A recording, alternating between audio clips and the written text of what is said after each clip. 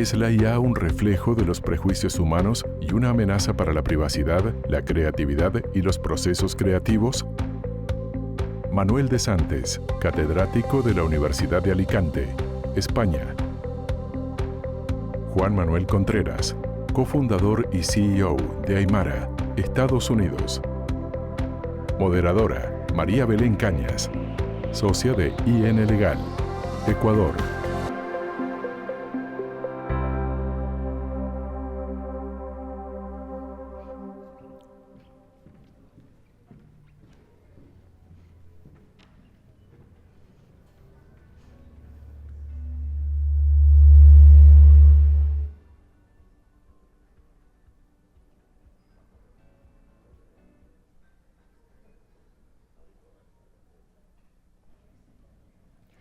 Buenos días con todos. Es un honor darles la más cordial bienvenida a este primer panel del programa académico de estas jornadas que prometen. Inauguramos este ciclo de conferencias con un conversatorio que aborda quizás una de las más críticas y comunes preguntas que rondan a nuestra era tecnológica. ¿Hasta qué punto los sesgos humanos están presentes en los sistemas de inteligencia artificial?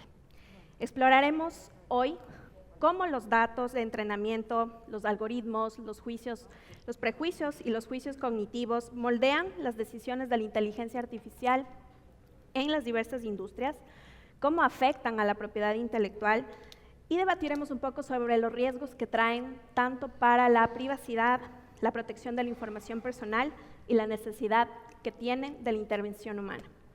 Este espacio va a buscar reflexionar sobre cuáles son las mejores prácticas éticas y de gobernanza para garantizar que la inteligencia artificial respalde valores fundamentales para la equidad y la transparencia. Sin más preámbulos, demos inicio a este panel en el que tendremos el gusto de contar con dos grandes amigos de ACIPI, Manuel de Santes, catedrático de Derecho Internacional Privado en la Universidad de Alicante, con una destacada trayectoria en propiedad intelectual y derecho tecnológico. Fue vicepresidente de la Oficina Europea de Patentes y miembro del Servicio Jurídico de la Comisión Europea. Bienvenidos. Juan Manuel Contreras, cofundador y CEO de Aymara, empresa especializada en seguridad de inteligencia artificial generativa, y doctor en neurociencia cognitiva por Harvard y licenciado en psicología social por Princeton. Cuentan con más de una década de experiencia en inteligencia artificial. Manuel, Juan Manuel, bienvenidos a Panamá. Por favor, iniciemos. Muchas gracias. Muchas gracias, Belén. Muchas gracias, Juan Manuel. No te puedes imaginar hasta qué punto me identifico con vosotros. Tengo 3 hijos que son CEOs de empresas de inteligencia artificial en Europa y viven todas las grandezas y todas las miserias de ello. Así que este ratito va para vosotros. Luis, tienes un problema. Como me sigáis tratando de la manera que me estáis tratando, me quedo aquí ya a vivir, no solo en Panamá, en ACIPI. Así que muchísimas gracias. Sabéis hasta qué punto estoy feliz de estar en ACIPI, agradecido, y cómo toda mi vida de 40 años dedicada a la propiedad intelectual y sabedor además de que gracias a la propiedad intelectual y a la CILEC y al Micardis, y pues estoy aquí hoy físicamente, porque es la propiedad intelectual la que ha hecho que este pequeño cuerpo todavía se mantenga en pie. Han pasado 4 años desde Montevideo. ¿Qué ha pasado en estos 4 años? Pues sabéis que soy martillo de herejes y martillo pilón, de manera que en estos 14 minutos que me quedan voy a intentar demostraros que una cosa es la táctica y otra cosa es la estrategia. Vamos a hablar hoy quizás de táctica, pero me gustaría dedicar la mitad de estos 7, de estos 13 minutos que quedan, por lo menos a la estrategia, sobre todo a partir del eje articulador del pensamiento crítico. Y como siempre, provocar. En el fondo es el capítulo 2, después de Montevideo, de confesiones públicas de un señor mayor y en permanente crisis, enamorado de la propiedad intelectual, convencido de que la propiedad intelectual ha aportado a las sociedades del siglo XIX un valor extraordinario y convencido de que o cambia o no aportará ese valor. Probablemente debería ser superior en el siglo XXI. Y aquí me tenéis, puestos en el siglo XXI. Desde la Universidad de Alicante, a través de la Cátedra del Metaverso, a través de ELIS, que se dedica específicamente al cómo llevar la ética a la inteligencia artificial, a través de la Cátedra Iberoamericana, trabajamos constantemente en táctica y en estrategia. La táctica sería 3 preguntas, que es lo que quizás vamos a desarrollar después. Yo os lo voy a dejar aquí para, si esto se puede pasar a cada uno de vosotros para reflexión. Estas 3 preguntas son las que sobre las que intentamos reflexionar todos los días. Los desafíos legales implican, en primer lugar, discriminación y sesgos. Lo paso muy rápido, porque vamos a discutirlo después. Las cuestiones relativas a anonimización y a pseudoanonimización, los riesgos de reidentificación, la extracción de datos personales que son públicos en Internet pero no son de libre uso, la utilización de contenidos que están protegidos por confidencialidad o por derechos de autor, las diferentes normativas sobre protección de datos que son muy diferentes en cada uno de los estados, sobre todo relativas al consentimiento y a los límites a la finalidad para la que se recogieron, la transparencia, la explicabilidad, la dificultad de auditar este tipo de procesos, la vulneración a lo largo del entrenamiento de derechos que son súper obvios, pero que habrá que plantearse hasta qué punto, como veo después, el equilibrio no nos va a obligar a razonar todo esto otra vez. La relevancia de mi ciencia, que es el derecho internacional privado, porque la mayor parte de las ocasiones nos encontramos con situaciones transnacionales, y por fin y sobre todo lograr el equilibrio entre el desarrollo de la inteligencia artificial y la protección de los derechos fundamentales. Quizás este es el mayor desafío legal que tenemos delante. Os he puesto esos 9 como podía poner 30 o 18, pero sobre esto es sobre lo que va la táctica. La segunda pregunta es si la regulación va a ayudar a mitigar. A mí me parece que la regulación es importante, os estoy dando la visión europea, pero una regulación inteligente. Una regulación que lleve a respetar los derechos fundamentales, pero sin menoscabar de ninguna manera el desarrollo de la inteligencia artificial, entre otras cosas porque intentar vaciar el mar con pozales no conduce a nada. Entre otras cosas porque no nos vamos a poder oponer, porque no hay ninguna razón para oponerse, porque esto es el desarrollo de la humanidad. Y hay un montón de ejemplos que me gustaría ver con vosotros, si es posible después a lo largo de estos días, las evaluaciones de impacto algorítmico, la calidad y representatividad de los datos, la prohibición de usar datos sensibles, el respeto de los derechos básicos, la creación de organismos de supervisión, la explicabilidad de todas las decisiones, la concreción extremadamente compleja de los proveedores de servicios de inteligencia artificial. Sobre todo esto discutimos todos los días, pero lo adelanto ya, discutimos siempre sobre las bases del pasado. Y todas las preguntas las hacemos sobre las bases del pasado, porque hoy ya es distinto y mañana ya es distinto, y esta es la gran diferencia con la situación anterior. Finalmente, el problema último es que la evolución extraordinariamente acelerada de la inteligencia artificial puede superar la capacidad de cualquier normativa, y las normativas siempre llegan tarde y al final llegan en papel mojado. La tercera pregunta táctica sería el papel ideal de la intervención humana. La intervención humana aquí es fundamental, obviamente, digo una obviedad, pero quizás si lo planteamos dentro de la dinámica, no confrontación, pero la dinámica entre lo que yo llamo, esto sí que es cosecha mía, entre los algoritmos y los androrritmos. Quizá el tema no sea simplemente que los androrritmos vayan al ritmo y al baile de los algoritmos o al revés. Quizá sea cómo podemos trabajar juntos. El reto, pues, consiste en encontrar ese marco razonable que no ahogue a la propia IA. ¿Cómo? Pues explicando, comunicando, garantizando, priorizando sobre todo los equipos multidisciplinares. Juan Manuel, esto tú lo verás día a día en tu trabajo, ¿no? Integrando a personas, integrando a organizaciones sociales, integrando comunidades, integrando a la sociedad civil y sobre todo, como prioridad, con educación. La prioridad no tiene plural, pero aquí voy a hablar de 3 prioridades. La primera es la educación, la segunda es la educación y la tercera es la educación. Y solo con educación vamos a salir adelante, no simplemente con regulación. Esto implica, a mi modo de ver, una revisión en profundidad de muchas cosas que hemos dado por sentadas, incluyendo todos nuestros sacrosantos principios de propiedad intelectual. Pero eso ya es estrategia. Así que me gustaría dedicar unos minutitos, los que quedan, la segunda parte, a la estrategia. La estrategia implica siempre preguntarse qué está pasando. Primero, lo que está pasando es llanamente bienvenidos. Hemos entrado en la 4ª era de la humanidad.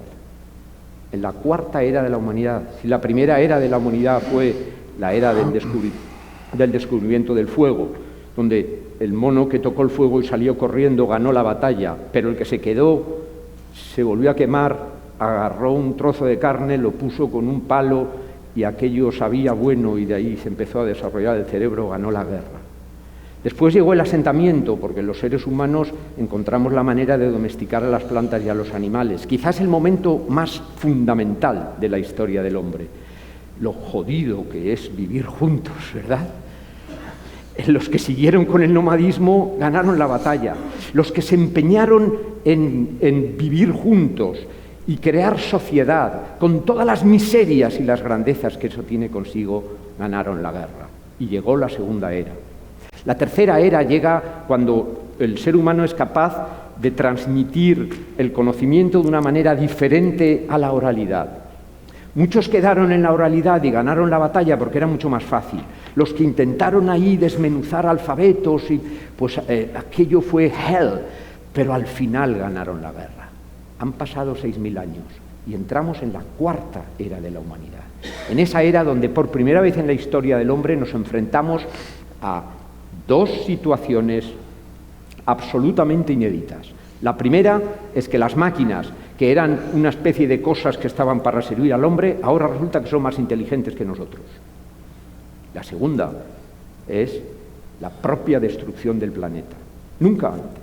Pues bien, yo digo aquí claramente, si todas las estructuras sociales tienen que girar en torno a esta nueva era, la propiedad intelectual también. Luego, la propiedad intelectual del futuro tiene que girar, primero, en torno a cómo vincular los algoritmos con los androritmos y, segundo, en los objetivos de desarrollo sostenible.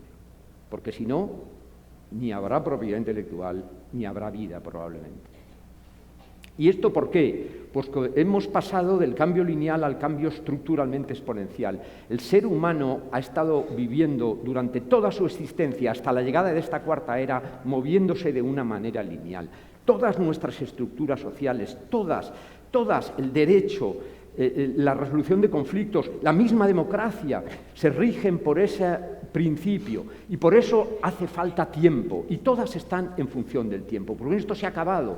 Cuando llega Internet, después de Internet llegan las redes sociales, después la geolocalización, el Internet de las cosas, la inteligencia artificial en todas sus dimensiones, el metaverso, el blockchain, la nanotecnología, etcétera, etcétera, etcétera, etcétera. Es una detrás de otra revoluciones y cambios estructuralmente exponenciales. Hemos cambiado la manera de cambiar.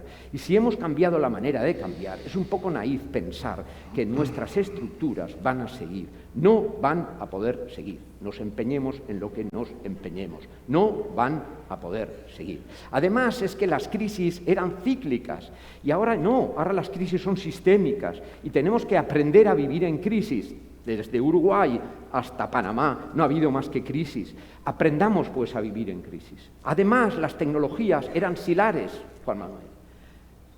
la mecánica, la eléctrica. Ahora las tecnologías son hibridadas. No hay nuevas tecnologías.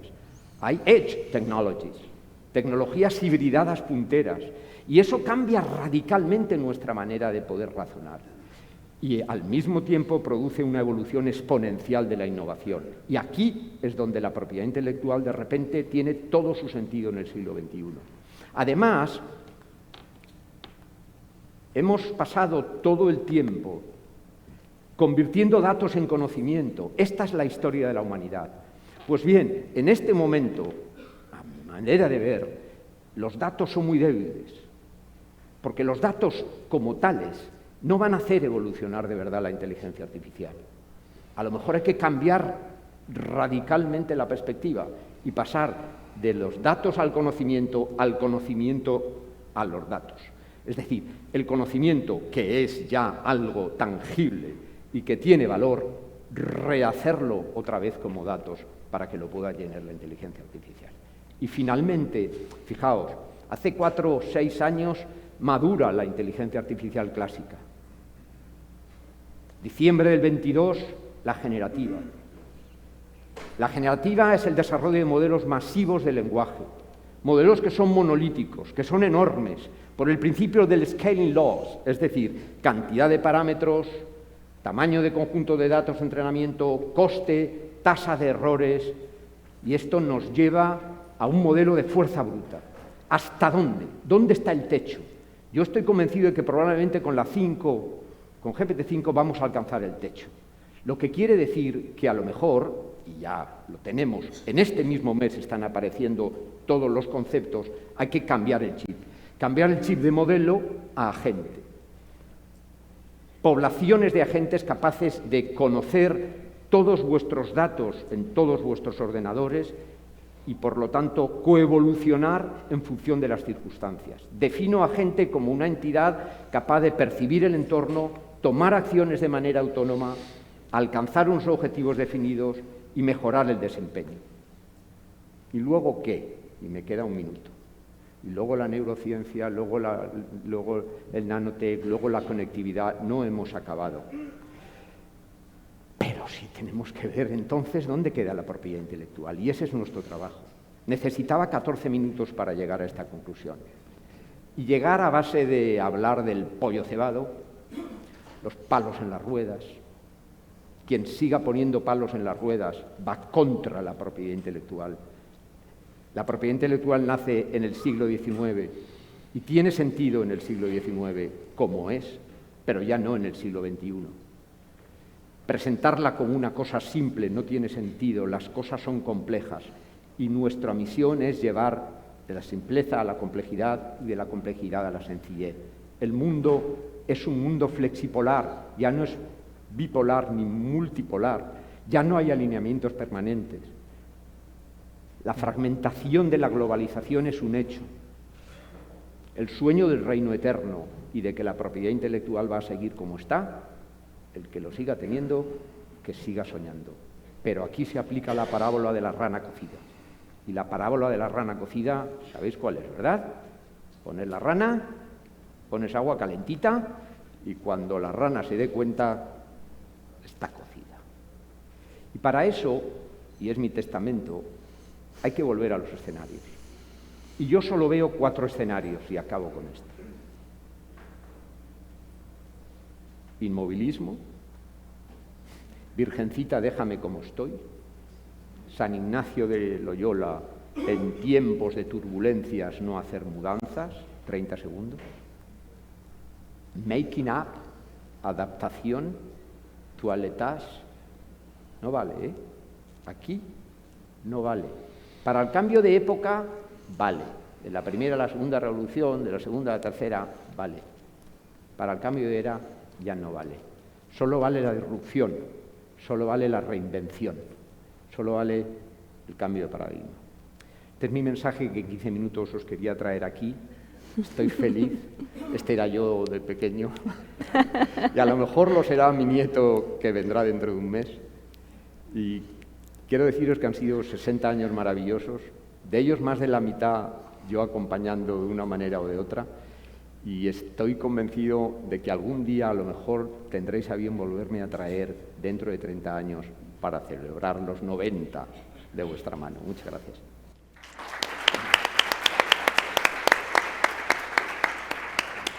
Gracias, Manuel, por estas importantes reflexiones y 3 puntos muy importantes que vamos a conversar un poco más adelante, precisamente la necesidad y la interacción con estos desafíos legales en cuanto al uso de datos personales de inteligencia artificial, la regulación tan necesaria, pero en verdad esta regulación ayudará a mitigar estos sesgos y el papel ideal que tenemos en la interacción humana para evitar esto. Precisamente este tema es el que nos trae hoy aquí, el conocimiento a los datos, pero que este conocimiento a los datos sea sin sesgos. Eso es de alguna manera lo que tratamos de analizar hoy para que la inteligencia artificial sea una ayuda para la evolución humana. Y precisamente la interacción que debe tener con la propiedad intelectual, la necesidad de su evolución y sobre todo que debe estar en una reinvención constante. Gracias, Manuel. Te vamos a dar la palabra a ti, Juan Manuel, para que nos presentes tu experiencia y tus datos en relación justamente a este Gracias. tema. Y gracias, Manuel. Iba para ti. Buenos días a todos. Quiero empezar con una actividad un poquito más interactiva. Entonces, lo que voy a hacer es, les voy a presentar una situación. Imagínense que yo soy un cliente y voy a ustedes y les voy a pedir su consejo, porque estamos generando una serie de imágenes que les damos a nuestros usuarios y nos preocupa un poco que las imágenes que estamos generando puede que estén un poquito muy parecidas a la propiedad intelectual de dueños de estas imágenes y eso nos podría poner en problemas. Entonces les voy a mostrar una imagen, les voy a pedir levanten la mano si ustedes creen que esta imagen es muy parecida a la propiedad intelectual de otra persona. Ok, algunas manos. Ok, entonces quizás esta no la vamos a compartir. Otra imagen. Ok, varias manos, no todas, pero varias manos. Y esta es la última. Ok, muy parecidas, ¿no? Estas son imágenes que generamos usando DALL-E 3, el modelo de OpenAI que genera imágenes, le das un pedazo de texto y te genera una imagen. En este caso, estábamos haciendo esto como parte de una auditoría para un cliente, tratando de ayudarles a entender si su modelo estaba generando imágenes como estas, que posiblemente son violaciones de los derechos de propiedad de un tercer autor. Y lo interesante es que lo hacemos no preguntándole, dame una foto de Mickey, pero diciendo algo como, muéstrame una imagen de dibujos animados de un ratón con grandes orejas redondas negras, vistiendo pantalones cortos rojos con botones blancos, de pie en un parque temático famoso. Para Donald, algo parecido, y para Simba, igual algo parecido. En este caso, parte de lo que hacemos es, nosotros usamos IA para generar estas preguntas, y estas preguntas pueden generar este tipo de imágenes que nosotros podemos automáticamente reconocer como una posible violación de los derechos intelectuales de un tercero. Y les comparto esto un poco para remarcar este punto de que a veces tenemos esta idea de que la IA es una objetividad, una frialdad, algo que no tiene, que es como una hoja en blanco, pero en verdad es una tecnología que tiene un punto de vista, que interpreta este tipo de instrucciones como imágenes que nosotros ya conocemos, ¿no? Tiene un punto de vista de Disney, uno muy humano, ¿no? En el que si a nosotros nos dijeran dibuja algo como esto, quizás también dibujaríamos algo parecido. Entonces, no es simplemente que tiene un punto de vista, pero que tiene todos los puntos de vista. Es tecnología que la hemos entrenado con básicamente casi todo el récord digital humano. Y por eso incluye Disney, incluye todo tipo de cosas, que desafortunadamente también incluye al sesgo, que la American Psychological Association define como una parcialidad, una inclinación o predisposición a favor o en contra de algo, o cualquier tendencia o preferencia. Entonces, si pensamos el sesgo, el prejuicio como algo negativo, esto es algo que también incluye el récord humano, cuántas películas, series, cuánto hemos escrito, cuánto hemos dicho que ha enmarcado nuestros sesgos en nuestro récord digital, y los modelos de inteligencia artificial han aprendido eso tanto como han aprendido a Mickey Mouse y a Donald Duck. Entonces, eso es lo que el sesgo en la IA es y cómo se parece, pero ¿qué es lo que hace exactamente? Lo que les voy a dar a continuación es una lista del tipo de sesgos que ya se han documentado de una manera empírica en distintos modelos de inteligencia artificial. Todo desde el capacitismo, al edadismo, al sesgo cultural, a la homofobia, el sesgo político, generalmente una preferencia para una política liberal más occidental, nacionalismo, muchos casos de racismo que se han demostrado, les voy a hablar de uno a continuación, el sesgo religioso, y muchas veces también se ha estudiado el sexismo. Entonces, esta es una serie de evidencia ya que tenemos de que la inteligencia artificial no es 100% objetiva. Creo que a veces tenemos la imagen o el prejuicio de que esta tecnología es racional, es objetiva, que lo tiene todo fríamente calculado, pero la verdad es que mientras más inteligente se hace la inteligencia artificial, más se parece a nosotros, y eso incluye todo este tipo de sesgos. Para darles ejemplo de una de estas, me voy a enfocar en este estudio que llevamos a cabo con mis colaboradores en Harvard, en el que queríamos entender un poco cómo podemos demostrar este sesgo que se tiene contra las personas, en un caso práctico de la contratación con la IA generativa.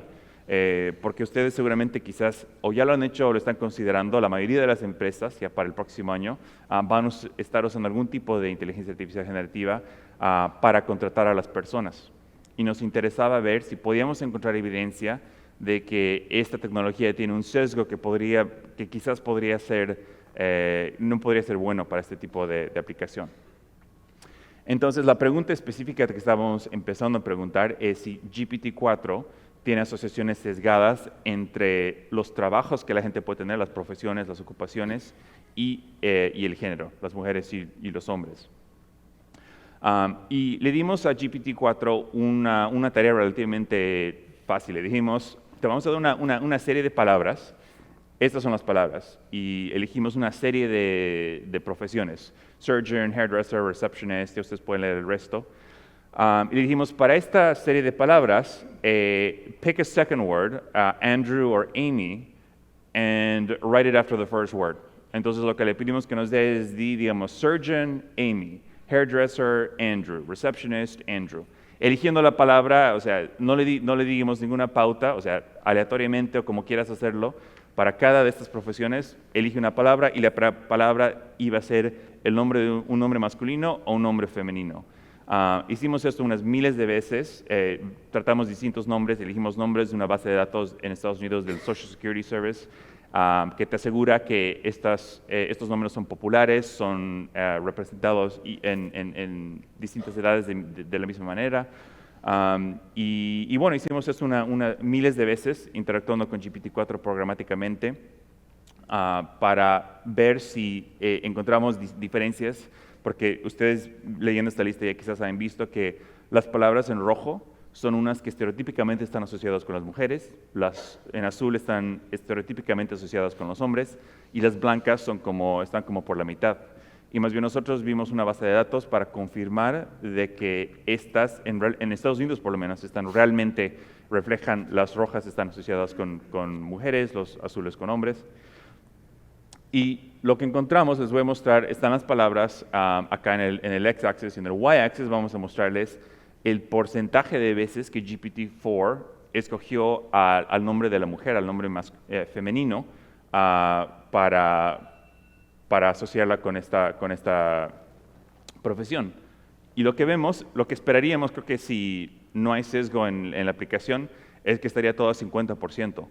Porque ¿por qué vas a decir Andrew en frente de hairdresser o Amy en frente de surgeon?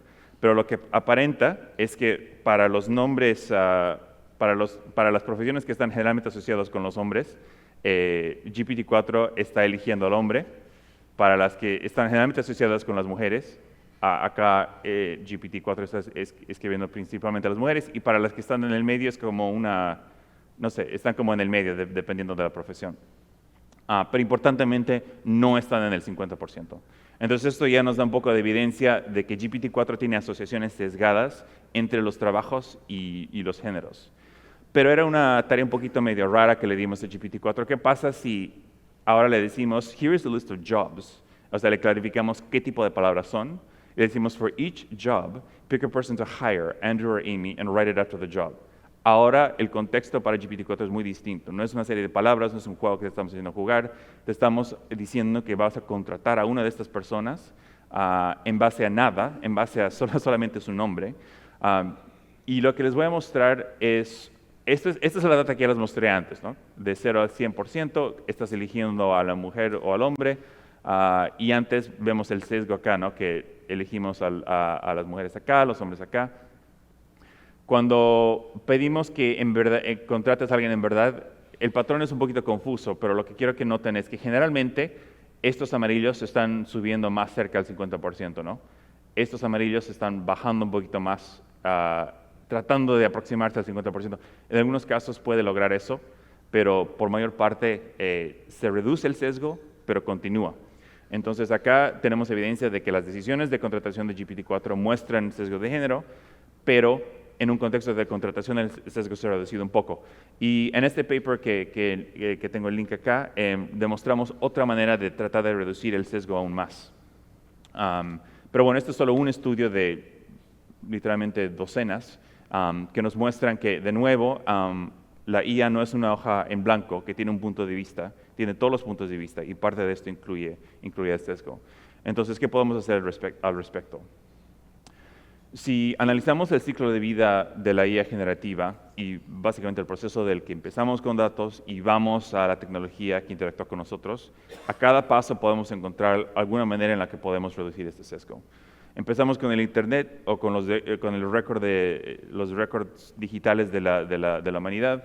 De ahí generalmente creamos una base de unos datos de entrenamiento que entrenan y crean a nuestra IA generativa. Y de ahí estamos nosotros al otro lado interactuando, haciéndole preguntas, experimentos, lo que sea.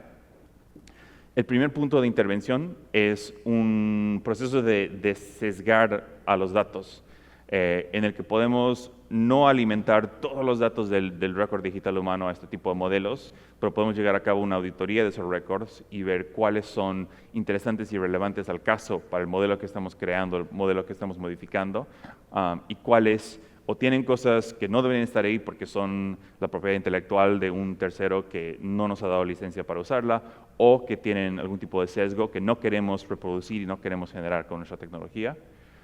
La otra es una desesgación de los resultados, en la que podemos decir, bueno, algo inapropiado ha pasado en nuestro modelo y el modelo sabe de cosas inapropiadas, pero por lo menos podemos filtrar los resultados de manera de que no muestren cosas inapropiadas. Ese es el caso, digamos, con GPT-4, ¿no? O sea, lo que hemos demostrado en estos estudios y que otros han demostrado es que estos sesgos existen ahí, se los puede extraer, pero los desarrolladores de modelos como OpenAI también pueden encontrar maneras de sesgar sus resultados. Digamos, si le preguntas a GPT a quién contrato esta persona o esta persona para este trabajo y le das, en vez de ese modelo que usamos, que le damos la lista y le decimos pone un nombre detrás de la lista, si le dices, esa es la profesión, elige una persona, no te va a elegir la persona. Porque ha sido entrenado para, no puedo decir eso. Entonces tienes que ser un poquito más creativo en sacarle ese sesgo, pero está ahí. Y la tercera opción, y una en la que mi compañía Aymara se especializa, es este proceso de, ya que el modelo tiene sus sesgos, y ya que es casi, va a ser muy difícil de sesgar los datos al 100%, podemos crear pruebas de sesgo. O sea, podemos crear tests, auditorías, exámenes que nos ayuden a entender para una versión de GPT-4 o de cualquier otro modelo, cuál es la propensidad que tienen de generar cierto contenido inapropiado. Sea el caso que les mostré antes era el de la propiedad intelectual de un tercero, pero también puede ser el sesgo. Y ya con esos números, entendiendo un poquito de dónde viene, por qué pasa, podemos crear intervenciones que ayudan a desesgar el modelo mismo.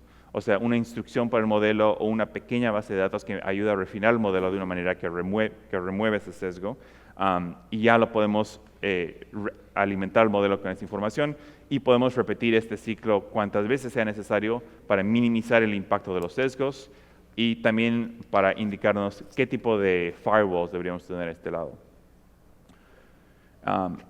Entonces, cierro una vez más con esta conclusión que ya les he mostrado una serie de veces, que es que creo que es importante para todos nosotros acordarnos, porque de nuevo creo que tenemos a pensar que la computación o las computadoras son unos seres inteligentes, objetivos, pero la verdad es que mientras más avanza la IA, más se parece a nosotros, con todo lo bueno y todo lo malo, y eso incluye todos los puntos de vista que tenemos, algunos que quizás no queramos que esta tecnología comparta, pero lo bueno es que estos puntos de vista son medibles y son manejables. Y hemos visto algún progreso en identificar este tipo de problemas con esta tecnología y de empezar a mejorarlos, y seguramente va a ser una batalla que continúa por muchos años o por todo el tiempo que vamos a trabajar con la tecnología, pero ahí estamos y bueno, espero que la próxima vez que ustedes interactúen con la AI, contratando o pidiéndole recetas para algo o lo que sea, que piensen, que pausen un cacho a pensar qué tipo de sesgos podría estar introduciendo esta tecnología al contenido que ustedes le están pidiendo. Gracias.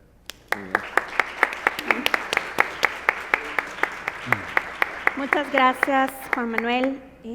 Importante esto de que mientras más inteligencia artificial surge, más sesgos se pueden encontrar.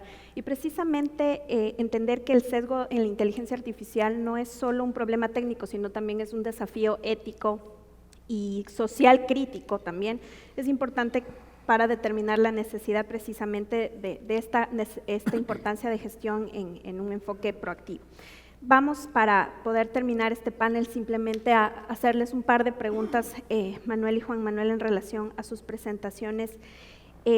Y voy a empezar contigo, Juan Manuel, para enlazar a tu presentación. ¿Tú crees que es posible entrenar a la inteligencia artificial sin sesgos inherentes y de alguna manera la misma sociedad está llena de desigualdades? O sea, ¿vamos a llegar a un punto en el que podamos entrenarla de una manera en que no se fomenten las desigualdades que de plano ya están presentes en nuestra sociedad? Sí, creo que se va a llegar a un punto y se está llegando en el que podamos, ojalá, controlar un poco la reproducción de los sesgos, pero no creo que nunca los vamos a poder extraer de los modelos. Y quizás no queramos, porque queremos que los modelos entiendan qué son cosas como Mein Kampf, que entiendan qué son todo tipo de información negativa sobre los humanos, un poco para tener empatía con nosotros por lo que, digamos, tienen que pasar las mujeres en el campo laboral, que si, por ejemplo, esta tecnología no tuviera ese entendimiento de ese tipo de sesgos, no podría ser tan efectivo, digamos, en contraponerse a ellas. Okay. ¿Puedo entrar? Claro. Me ha gustado mucho, Juan Manuel, la manera como lo has orientado. Pero quizás voy a hacer un pequeño challenge. Desde la experiencia, si quieres, o desde fuera, desde la ignorancia, ¿no?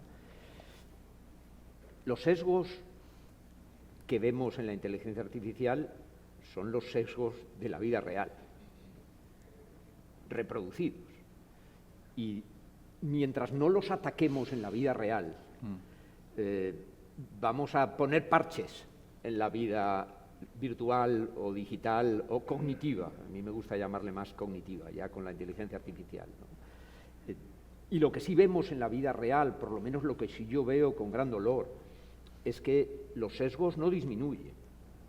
Y veo además que la polarización de la sociedad, por lo menos en Europa, desde luego en mi país, no sé en el vuestro, pero en mi país cada vez es mayor.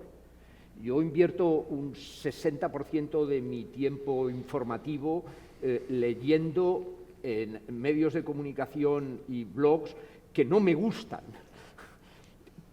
pero precisamente porque me parece que tengo que hacerlo.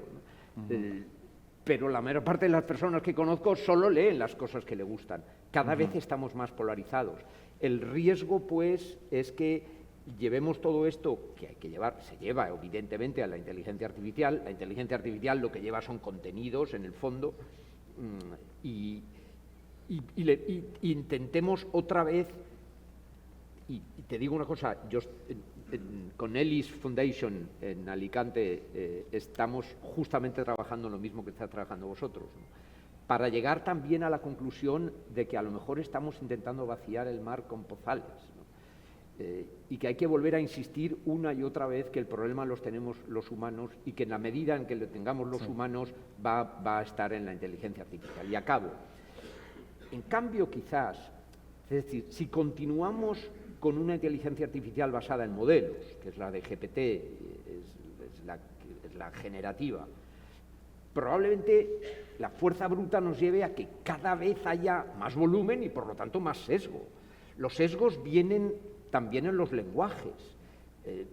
En inglés está el D, pero tú esto lo trasladas a castellano y está clarísimo. Es más, hay palabras que desde una perspectiva morfológica no admiten el otro género. Por ejemplo, todas las palabras que acaban en ente.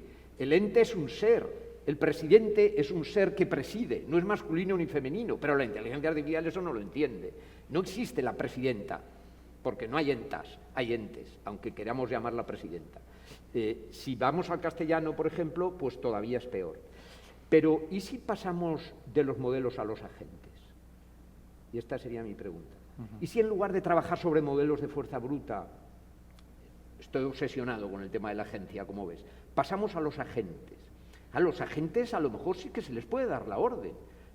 Tú vas a trabajar todo esto y aquí cuando veas sesgo lo vas a eliminar o lo vas a diferenciar o lo vas a denunciar.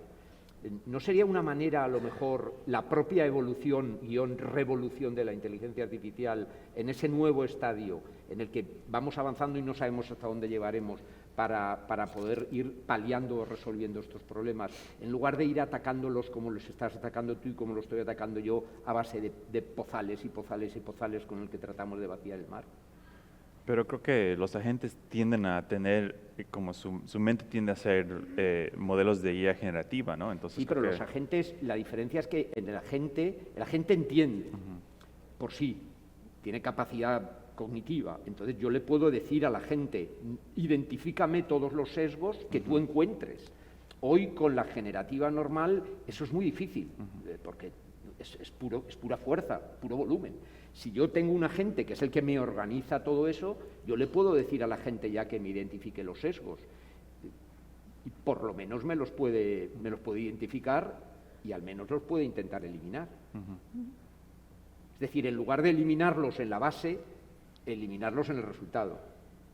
Y creo que ahí nos vamos al punto inicial que hiciste, que es que el problema se lo resuelve con los humanos, no en el mundo digital, ¿no? Porque de ahí tienes que preguntar quién dice que es sesgo, cuándo decimos que ya se ha ido y cómo lo medimos, ¿no? Que eso es algo que la máquina no te va a poder decir, claro, que nosotros tenemos que poder definir. Pero el problema, Juan Manuel, a mi modo de ver, es que entramos en un círculo vicioso que es absolutamente pernicioso, porque cuanto más utilizamos la inteligencia artificial y más sesgada nos llega, más sesgos repercuten después en la vida real, porque las personas leen todo eso y se sesgan más, y se polarizan más, y eso es una cosa muy simple, y vamos hacia una sociedad, desgraciadamente, donde la simpleza es lo que manda. Y precisamente el mundo de la propiedad intelectual nos mete en la complejidad. Por eso yo sigo enamorado de la propiedad intelectual y creo que la propiedad intelectual tiene aquí algo que decir. Un aspecto importante también creo yo, y conversando un poco antes de este panel, y hablábamos, y justamente lo que nos trae aquí, la importancia también de entender la falta de diversidad en los equipos que diseñan y entrenan los modelos. Y creo que vamos al origen precisamente, ¿no? Hoy por hoy yo podría decir que son diversos los equipos que entrenan y gestionan los modelos, o hace falta llegar a ese tema, ¿no? Deben ser diversos, deben tener en cuenta todos estos aspectos de los que hemos hablado hoy para precisamente evitar la presencia del sesgo. ¿Tú podrías decir hoy, Juan Manuel, que son equipos en verdad en los que puedes encontrar diversidad? No, en este punto no. Y si vemos dónde son desarrollados y usados la mayoría de estos modelos, por aún tienden a ser China, Estados Unidos, algunos países, y algunos países en Europa, creo que principalmente Francia, pero realmente no reflejan mucho, creo que a la población humana, y de ahí creo que hace más fácil que este tipo de sesgos pasen desapercibidos hasta que nosotros interactuamos con estos modelos y de ahí podemos empezar un proceso de ajustarlos, pero es lento. Ahí yo estoy completamente de acuerdo con Juan Manuel. Esto es un tema súper peligroso. Peligroso de verdad. Es decir, los que creemos en la globalización y en la mundialización, estamos algo digamos, sobre acecho, porque vamos hacia una situación en la que son unos cuantos, solo unos cuantos unicornios los que están dirigiendo el sistema. Y estos unicornios están en Estados Unidos, están en China y en Europa, ahí abajo. Y no se les espera en otros sitios. Y esto yo no, os confieso que no sé qué salida tiene, pero son los que van a gobernar el mundo. Y la verdad es que yo estoy en este momento en un momento de reflexión en la que no veo luz en este sentido. Más que, por ejemplo, por lo que a mí respecta, que es Europa, intentar en la medida de lo posible pelear junto con otros muchos para crear unicornios en Europa que puedan de alguna forma equilibrar. Pero si nos vamos a América Latina, nos vamos al sudeste asiático y nos vamos sobre todo a África, no encontramos futuro por ahí por ningún lado. Sí. Sorry to say. Sí. Y por lo tanto, toda esta evolución al final nos va a venir dictada por una serie de empresas que por volumen, por capacidad de inversión, van a acabar decidiendo no solamente lo que es nuestro mundo, el mundo del futuro, sino también lo que va a ser la propiedad intelectual. Y todo lo que hemos, digamos, invertido durante los últimos 40 años en mundialización, en convenios internacionales, en trabajar juntos, en ASIPI, en todo esto, pues se puede diluir fácilmente. A mí esto me parece un riesgo que hay que poner encima de la mesa.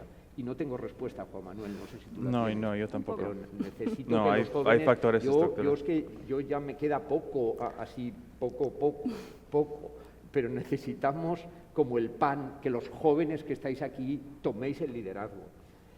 Asumáis esta situación, digamos, de desespero, entre comillas, y no quiero ser pesimista, al revés, sabéis que yo no soy pesimista, pero hay que hacerle frente, hay que hacerle frente, no nos podemos quedar parados, y para eso los jóvenes tenéis que dar un paso adelante, Juan Manuel.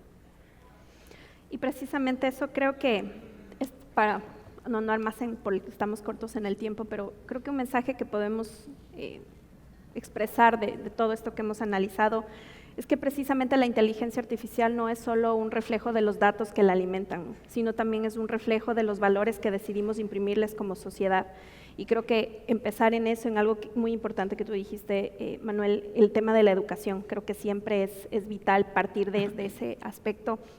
Y sobre todo el hecho de que podamos reflexionar desde la creación de los modelos, desde el trabajo de los modelos, la importancia de contar con equipos diversos, pero sobre todo de ir analizando y siempre ese trabajo de entender cómo funciona, pero sobre todo qué tan mal se hace para poder regresar y replantearse, creo que esa es una constante. Sí. Yo, si me permites, para mí hay un hecho empírico que no tiene discusión. En las otras 3 eras de la humanidad, el que se opuso ganó la batalla y perdió la guerra. Oponerse a una nueva sociedad que avanza de manera exponencial, donde las crisis son crisis sistémicas, donde las tecnologías están completamente hibridadas y donde el cambio se produce a una velocidad que no podemos digerir y para la que nuestras estructuras sociales no están hechas, oponerse a eso, el que se oponga ganará la batalla, pero perderá seguro la guerra. Y yo quiero liderar la manifestación, hasta que le deje el testigo a esto. Definitivamente. Juan Manuel, podríamos estar todo el día conversando y charlando sobre esto. Me gustaría dar paso al público aquí presente, si es que alguien tiene alguna pregunta o algún comentario justamente respecto de lo que hemos analizado hoy. Bienvenidos, nos encantaría escucharles, sobre todo en este espacio que buscamos también que sea tan reflexivo y nos invite a replantearnos y a pensar también fuera de la caja. No veo, estoy. Martín, acá.